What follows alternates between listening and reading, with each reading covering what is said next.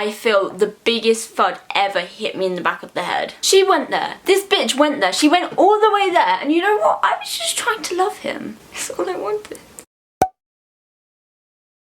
Hi, I'm outside. That's new. I bet you'd never thought you'd see the day. Well, you thought right. Just kidding. The scenery is from dramatic effect and dramatic effect only. I don't want to be here. It's raining. By that I mean it's lightly showering. Can't handle it. Anyway, it's gonna make my overhyped story more entertaining. You'll see. Is that spider? Oh my god, no, I'm out. Hi, I'm Kiera and I'm inside. Yeah, what's new? But anyway, now I'm inside and away from all of the dark beings. Let's go on with the story.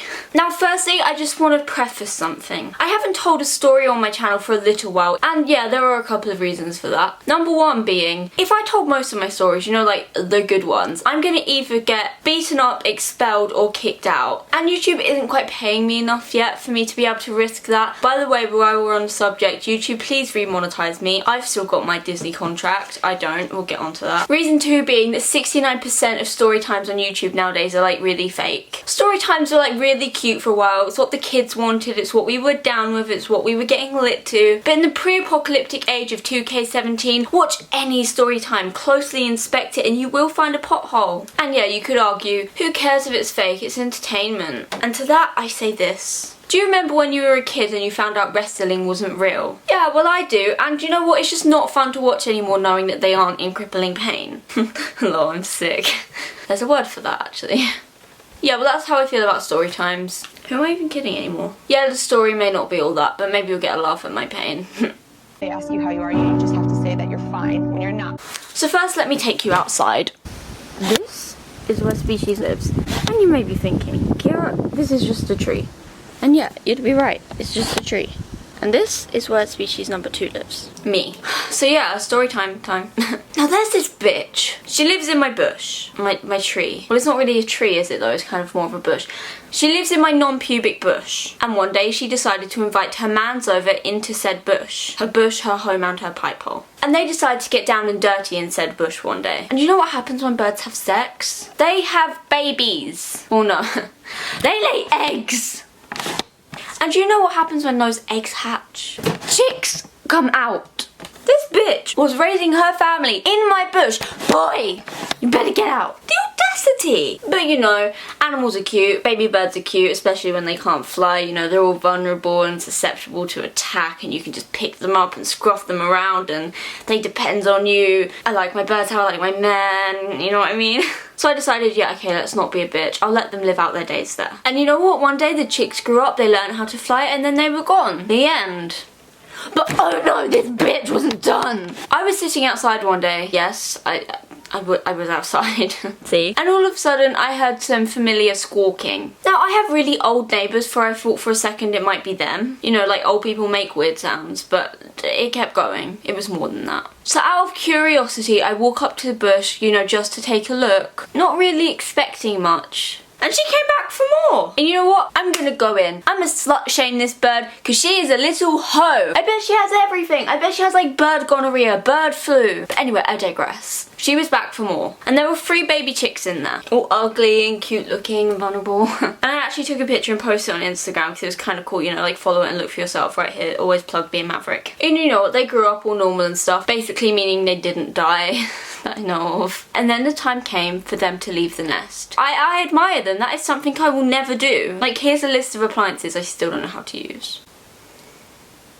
And watching those birds learn how to fly is the most stressful experience of my life. So one of my neighbours has this annoying ugly cat, and it's so annoying. All it does is like sit on the fence or sit on the shed, and it used to sit there and like intimidate my dog. Just sit there and stare at my dog like, ha, you can't climb a fence, you can't get to me. And Sherlock would just bark at it and make it so angry, and it was just But you know what? It decided, hey, I'm a cat, I'm gonna have a snack, I'm gonna eat these baby birds one day. So I kept having to be on 24/7 watch out to keep this cat away. I had to push it off the fence. It was so annoying. You can't have my birds. Get away. And by the end of it, I was just a complete nervous wreck. And I'm not even exaggerating. Like, this was really stressful. They were on my mind a lot.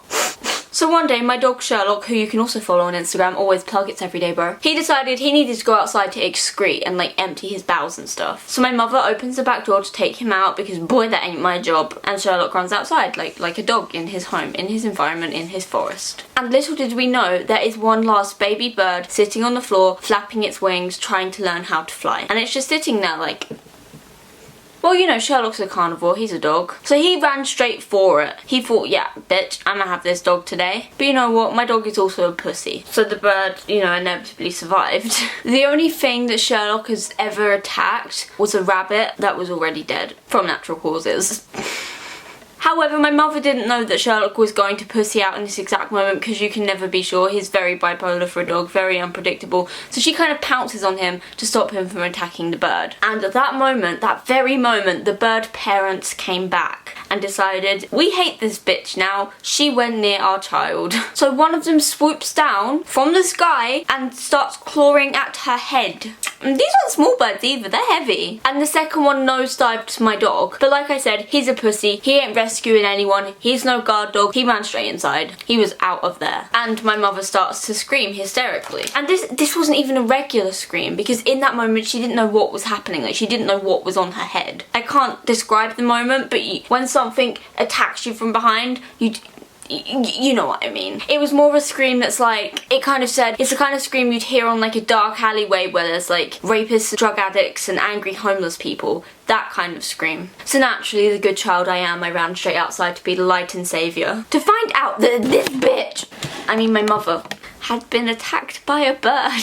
And I laughed at her because honestly that's hilarious. And she complained how much it hurt, like, for a little while, but I just assumed she was overreacting, and I was just like, it's a bird. It's a bird, like, what's it gonna do? Is your eyes intact? Are they still in your head? Are you dead? Do you have bird disease? No? Okay, we're good. Let's live life and don't touch the baby birds anymore. Anyway, yeah, life moves on. At the end.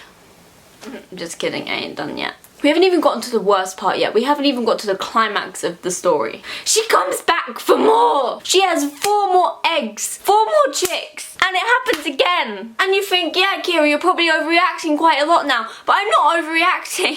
This has weighed on my life so much, you have no idea. This was so stressful. I love animals so much. And I want to care for all of them. And I don't want them to get eaten by ugly cats. And I don't want them to die. And I want them to all learn how to fly and eat big nutritious worms and be happy and carry on their species and reproduce. Survival of the fittest. But it's so hard. Mother and father bird have gotten a bit fat at this point. They've put on a bit of weight and their nest in the bush is starting to give way. And also bear in mind, they'd never laid 4 eggs before. It was either 2 or 3. This was the largest selection of baby birds that they've ever had. So at some points there were legit 6 birds in the nest. And these chicks, they grow up so fast and they get big so fast that there was these 3 obese, needs to be kind of maybe put on dialysis because they must have some kind of kidney problem of all of the sodium intake they get from the worms who thrive in the nutritious soil outside. I don't really know what I just said. Science, stay in school kids. Okay, they were fat. They needed to go to boot camp. They needed to go back to MTV Fat Camp or whatever it's called. They need to take some diet tips from the skinny sparrows that coincidentally live in the roof. And their nest just couldn't take it anymore. It couldn't. And you know, it was sad. It was really sad. So after some time, the nest begins to tilt. The nest started off like this, and then it kind of started slowly, you know, going this way inside of the bush. And you know what happens? Imagine if your house started slanting. Yeah, you start slanting too, until one day you fall out of your house and die, maybe. And one day, one of the chicks falls out of the nest because it's so like lopsided and like disgusting. And so, you know, I think, okay, well, you shouldn't really touch birds because it makes your human scent get on them, and then the bird's like, I don't like this human scent, you know, racism. Exactly, we need to fix that. But I thought, you know, if I leave it there, it's just gonna die. And it seemed like fine, like it wasn't broken. So I picked up the bird and like really quickly just like shoved it back in. the nest. And then the bird does fall another time and we think, okay, well, we kind of have to fix this now. We can't just leave it. We can't just keep letting them fall out because they're gonna hurt themselves. And they're only like 5 feet up, you know, it's not like massive or whatever. Like, it's Gucci. Like, they're not gonna die. Birds are very malleable. So we go outside and we think, okay, we're gonna fix the birds. We get some like bamboo sticks and we put it under the nest and prop it up and it's all like fine, like engineer Kiera. And the nest is fine. Until one day, bird falls out again. So at this point I'm obviously a bit concerned, like, hey, why are they falling out still when I put all of this effort into fixing their nest? Like, you're so ungrateful. So I go, okay, yeah, whatever, sure, I'm gonna rescue the bird once again. And at this point the bird had gotten fatter. Like, it looked like a regular bird but just like small. You know what I mean? It was a developed chick. It hit puberty. It went there. It has its pubes. And so as I go and I bend down to pick it up to put it back in the nest, I feel the biggest thud ever hit me in the back of the head. I didn't know what to do. I mean, what do you do? I thought it was like, you know, I don't even know what I thought it was. I was so confused. Because when something starts hitting you in the head, you don't automatically jump to, oh, it must be a bird trying to save its child. You go into like fight or flight mode.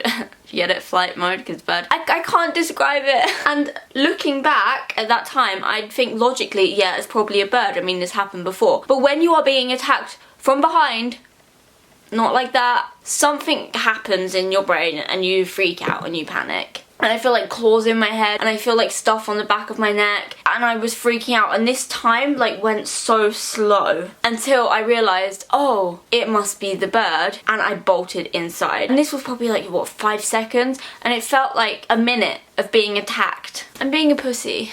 I'm channeling my dog. So yeah, I hope the birds don't come back. I think their breeding season might be over. I really needed to share this with you because it was really traumatic and traumatizing and it really hurt my feelings, and I hate every bird ever, but like not really, they're kind of cute. You know, I'm just deeply hurt. They ask you how you are, you just have to say that you're fine when you're not really fine, but you just can't get into it because... See, I guess it's kind of over, that's the end. This wasn't very climatic. But be careful! I didn't know the bird was just trying to learn how to fly. I thought it was injured and I was trying to help it. I'm a good boy! So yeah, that's over, the end.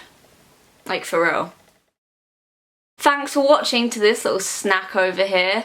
It has been a pleasure mildly entertaining you for the last however many minutes, hopefully more than 10 minutes so I can put 2 ads on it.